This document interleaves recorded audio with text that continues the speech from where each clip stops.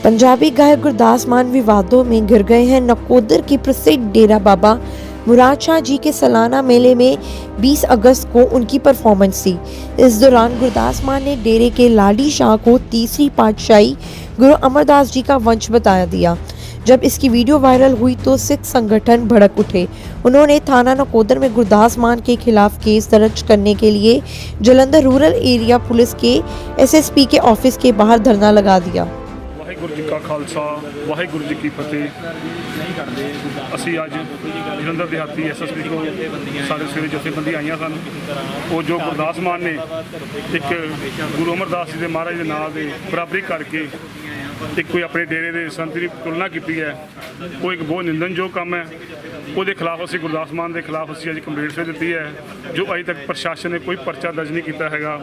गुरदास मान अगे भी कोई इहो जिहियां गल्लां करता रहिंदा है, बाद च माफ़ी मंग लैंदा है। पर इस वार कोई माफ़ी वाली गल नहीं हैगी, क्योंकि उन्हें एक दुनियावी बंदे की तुलना गुरु अमरदास जी वंश नाल कीती है। असी अज हुण SSP दिहाती दे बाहर बैठे हुए हैं, पर सानू उन्होंने कहा कि सानू 24 घंटे टाइम दिओ। असीं कहा टाइम जिन्ना मर्जी लो, पर असीं अज तुहाडे असीं इत्थे दफ्तर के बाहर ही बैठे हाँ। असीं FIR की कापी लैन तो बिना नहीं जाना। साड़ियाँ काफ़ी जथेबंदियाँ जो हुशियारपुर तो, नकोदर तो, अमृतसर साहब तो लोकल जलंधर तो असीं सिख तालमेल कमेटी वालों भी सारे इत्थे बैठे धरने से बैठे हुए हैं। तो साड़ियाँ होर जथेबंदियाँ भी आ रही हैं।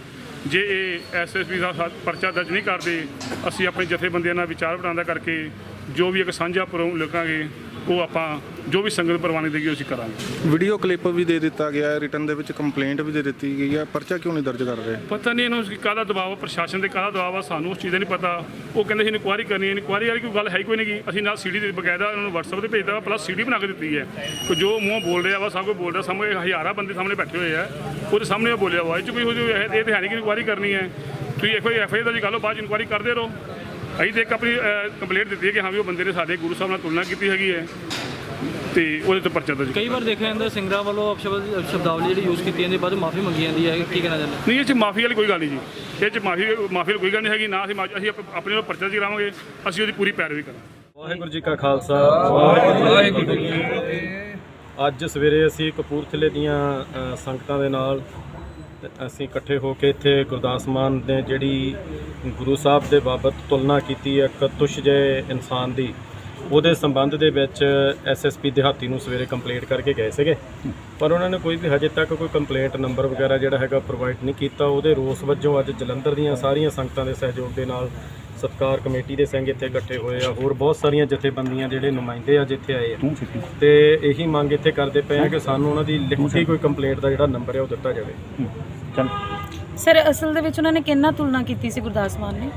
ਤੀਜੇ ਪਾਤਸ਼ਾਹ ਦੀ ਅੰਸ ਬੰਸ ਦੇ ਵਿੱਚੋਂ ਨਕੋਦਰ ਦਾ ਜਿਹੜਾ ਚੱਲ ਰਿਹਾ ਇੱਕ ਡੇਰਾ ਹੈਗਾ ਆ, ਉਹਦੇ ਸਾਧ ਦੇ ਨਾਲ ਤੁਲਨਾ ਕੀਤੀ ਉਹਨਾਂ ਨੇ।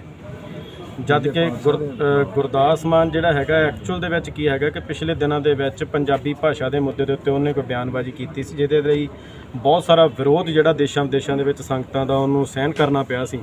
ਪਰ ਉਹਨੇ ਆਪਣੀ ਹੈਂਕੜ ਨਹੀਂ ਛੱਡੀ ਕਿਤੇ ਵੀ, ਆਪਣੀ ਈਗੋ ਨਹੀਂ ਛੱਡੀ ਕਿਤੇ ਵੀ। ਉਹਨੇ ਗਲਤੀ ਮੰਨਣ ਦੀ ਬਜਾਏ ਜਦੋਂ ਵੀ ਉਹਦੇ ਅੱਗੇ ਮੀਡੀਆ ਗਿਆ, ਮਾਈਕ ਗਏ ਆ, ਤੇ ਉਹਨੇ ਆਪਣੀਆਂ ਬੇਤੁਕੀਆਂ ਸਫਾਈਆਂ ਦੇਣ ਦੀ ਕੋਸ਼ਿਸ਼ ਕੀਤੀ ਆ। ਕਿਸਾਨੀ ਮੋਰਚੇ ਦੇ ਅੰਦਰ ਉਹਨੂੰ ਬੋਲਣ ਨਹੀਂ ਦਿੱਤਾ ਗਿਆ, ਲੋਕਾਂ ਨੇ ਉੱਥੇ ਉਹਦਾ ਵਿਰੋਧ ਕੀਤਾ, ਦੇਸ਼ ਵਿਦੇਸ਼ 'ਚ ਹਰ ਜਗ੍ਹਾ ਉਹਦਾ ਵਿਰੋਧ ਹੋਇਆ। ਕਾਫੀ ਦਿਨਾਂ ਦੇ ਬਾਅਦ ਜਦੋਂ ਉਹ ਬਾਹਰ ਨਿਕਲਿਆ ਆ, ਤੇ ਸਾਨੂੰ ਇੱਦਾਂ ਲੱਗਦਾ ਕਿ ਬੜੀ ਇੱਕ ਸਾਜ਼ਿਸ਼ ਦੇ ਤਹਿਤ ਜਿਹੜੀ ਹੈਗੀ ਹੈ ਬਿਆਨਬਾਜ਼ੀ ਕੀਤੀ ਗਈ, ਕੋਈ ਜਾਣਬੁੱਝ ਕੇ ਨਹੀਂ ਕੀਤੀ। ਭਈ ਇੱਦਾਂ ਨਹੀਂ ਕਹਿ ਸਕਦੇ ਵੀ ਅਣਜਾਣੇ 'ਚ ਕੁਛ ਹੋ ਗਿਆ, ਇਹ ਬੜਾ ਪ੍ਰੀ ਪਲਾਨ ਹੈ। ਇਹ ਸਿੱਖਾਂ ਦੇ ਅਗੇਂਸਟ ਜਿਹੜੀ ਉਹਦੀ ਅੰਦਰਲੀ ਨਫ਼ਰਤ ਹੈ ਨਾ, ਇਹ ਉਹਦਾ ਪ੍ਰਗਟਾਵਾ ਆ, ਕਿਉਂਕਿ ਉਹਨੂੰ ਉੱਥੇ ਉਸ ਡੇਰੇ 'ਚ ਬੋਲਣ ਦੀ ਇੱਕ ਸਪੇਸ ਦਿੱਤੀ ਜਾਂਦੀ ਹੈ। ਉਹ ਕਿਹਨੂੰ ਮੰਨਦਾ ਕਿਹਨੂੰ ਨਹੀਂ ਮੰਨਦਾ, ਸਾਨੂੰ ਇਸ ਚੀਜ਼ ਨਾਲ ਕੋਈ ਲੈਣ ਦੇਣ ਨਹੀਂ, ਪਰ ਉਹ ਗੁਰੂ ਸਾਹਿਬ ਦੀ ਤੁਲਨਾ ਕਿਸੇ ਐਸੇ ਵਿਅਕਤੀ ਦੇ ਨਾਲ ਕਰੇ ਜਿਹੜਾ ਆਪ ਵੀ ਨਸ਼ਾ ਕਰਦਾ ਤੇ ਨਸ਼ੇ ਨੂੰ ਹੀ ਪ੍ਰਮੋਟ ਕਰਦਾ ਆ, ਤੇ ਉਹ ਸਿੱਖ ਕੌਮ ਕਦੇ ਵੀ ਬਰਦਾਸ਼ਤ ਨਹੀਂ ਕਰੂਗੀ। ਤੇ ਗੁਰਦਾਸ ਮਾਨ ਨੇ ਆਪਣੀਆਂ ਗੀਤਾਂ ਦੇ ਵਿੱਚ, ਆਪਣੇ ਲਫ਼ਜ਼ਾਂ ਦੇ ਜ਼ਰੀਏ, ਗੀਤਾਂ ਦੇ ਜ਼ਰੀਏ ਇੱਕ ਵਾਰ ਨਹੀਂ ਅਨੇਕ ਵਾਰ ਆਪਣੀ ਸਿੱਖ ਵਿਰੋਧੀ ਮਾਨਸਿਕਤਾ ਦਾ ਪ੍ਰਗਟਾਵਾ ਜਿਹੜਾ ਹੈ ਉਹਨੇ ਬਹੁਤ ਵਾਰ ਕੀਤਾ ਹੈ। ਤਾਂ ਸਿੱਖ ਕਦੇ ਵੀ ਇਹ ਚੀਜ਼ ਨੂੰ ਬਰਦਾਸ਼ਤ ਨਹੀਂ ਕਰਦਾ। ਸਰ ਤੁਸੀਂ ਕਿਹਾ ਕਿ ਮਤਲਬ ਇੱਕ ਤਿਆਰੀ ਕੀਤੀ ਹੋਈ ਹੈ, ਪ੍ਰੀ ਪਲਾਨਡ ਕੀਤਾ ਗਿਆ, ਇਹ ਕਿਹਦੇ ਵੱਲੋਂ ਕੀਤਾ ਗਿਆ, ਕਿ ਮਤਲਬ ਕੀ ਕਹਿਣਾ ਚਾਹੁੰਦੇ ਇਸ ਬਾਰੇ? ਜਿਨ੍ਹਾਂ ਦੀਆਂ ਸਿਖਾਈਆਂ ਸਿੱਖਿਆ ਦੇ ਉੱਤੇ ਅੱਜ ਗੁਰਦਾਸ ਮਾਨ ਚੱਲ ਰਿਹਾ, ਜਿਹੜੀ ਆਈਡੀਓਲੋਜੀ ਨੂੰ ਉਹ ਪ੍ਰਮੋਟ ਕਰ ਰਿਹਾ, ਨੈਚੁਰਲੀ ਗੱਲ ਜਿਹਨਾਂ ਦਾ ਪੜ੍ਹਾਇਆ ਪੜ੍ਹ ਰਿਹਾ ਸਾਰੀ ਦੁਨੀਆ ਜਾਣਦੀ ਹੈ।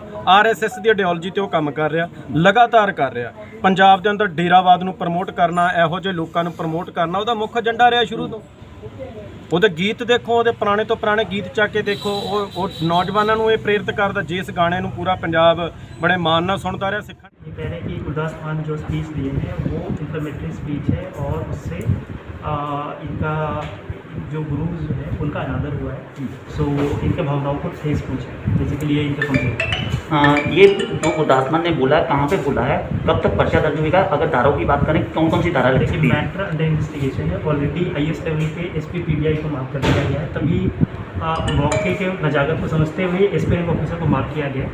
प्रॉब्ली जो भी एविडेंसेस है, जो भी वर्ड्स बोला गया, इसको एनालाइज करके जल्द से जल्द पुलिस एक्शन लेगी। अगर कार्रवाई की बात करें, कौन सी कार्रवाई हो सकती है गुरदास मान पे?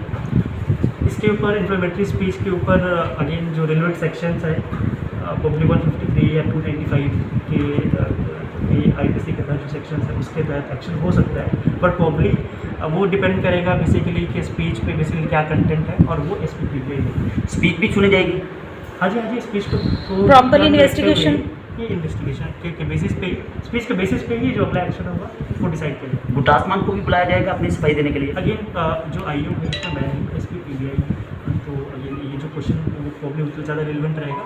बट दोनों पक्ष को सुनने, मतलब उनको जरूरत पड़े तो दोनों पक्ष को भी सुना जा सकता है। मगर जो सिख जत्थेबंदियाँ आई हैं उनका कहना है जब तक FIR नहीं हो रही है हम यहाँ से हिलेंगे। देखिए, पुलिस जल्द से जल्द इसमें जो रिलेवेंट कार्रवाई है पुलिस जल्द से जल्द करेगी।